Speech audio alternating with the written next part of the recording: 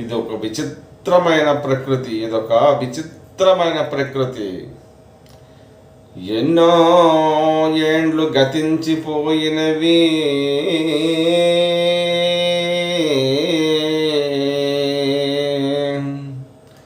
కానీ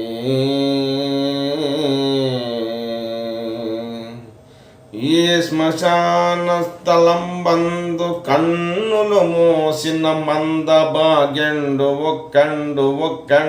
ఒక్కడైనను లేచినాడే.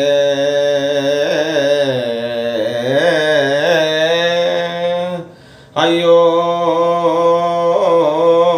ఎన్నాళ్ళీ శలనము లేని శయనంబు, ఏ తల్లెలల్లాడి అల్లాడిరో.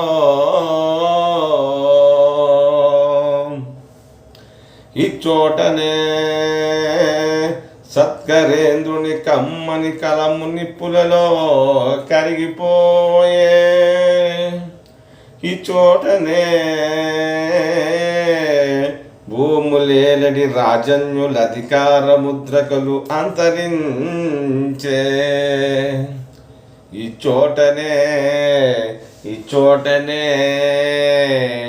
లేత ఇల్లాలి నల్ల పూసల సమురు గంగలో కలసిపోయే. ఈ చోటనే ఎట్టి పేరెన్న గన్న చిత్రలేఖన కుంచె నశించిపోయే.